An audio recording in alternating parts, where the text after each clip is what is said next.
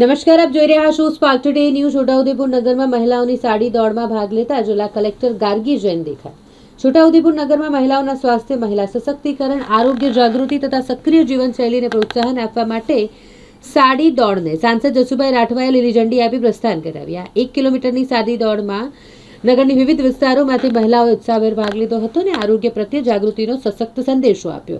જિલ્લા વહીવટીતંત્ર દ્વારા આયોજિત સાડી દોડનો મુખ્ય ઉદ્દેશ્ય મહિલાઓને શારીરિક સ્વાસ્થ્ય અંગે જાગૃતિ લાવવાનો અને રોજિંદા જીવનમાં કસરત અને સક્રિયતાનું મહત્વ સમજાવવાનો હતો, અને જે માટે આ સાડી દોડનું આયોજન કરવામાં આવ્યું હતું। નમસ્કાર, આજે છોટાઉદેપુર ખાતે સાડી રન એક સ્પેશિયલ વિમેન એમ્પાવરમેન્ટ માટે રનનું આયોજન કરવામાં આવ્યું છે।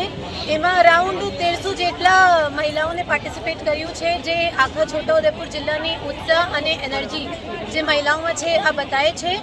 અને જે મહિલાએ છે આ બહુ સારી રીતે દોડમાં પાર્ટિસિપેટ કરી હતી અને અમુક મહિલાઓ તો 4.5-5 મિનિટમાં 1 કિલોમીટરની દોડ પૂરી કરી છે।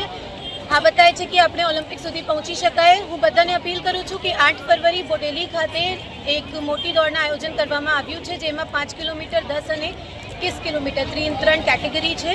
તો બધા લોકો એમાં પાર્ટિસિપેટ કરો અને આપણા જિલ્લાની જે ફર્સ્ટ ટ્રાઇબલ રન છે એને સક્સેસફુલ બનાવો। Thank you.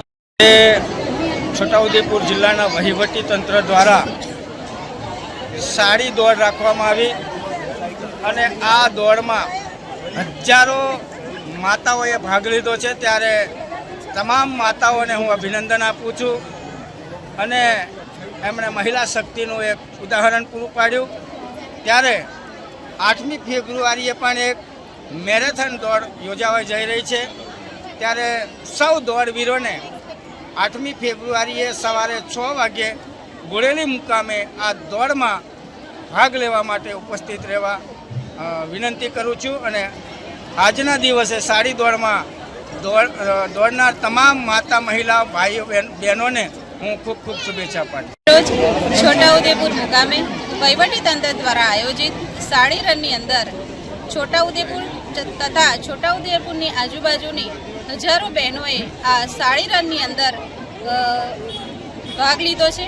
જ્યારે સાંસ્કૃતિક આપણું પરિવેશ છે સાડી, એ સાડીની અંદર આજે તમામ બહેનો જ્યારે છોટાઉદેપુરના રોડ ઉપર જ્યારે દોડી છે, ત્યારે તમામ બહેનોને ખૂબ ખૂબ શુભેચ્છાઓ પાઠવું છું અને એમને અભિનંદન પાઠવું છું કે એમને સાડીની અંદર પણ આજે ખૂબ સરસ દોડ કરી છે।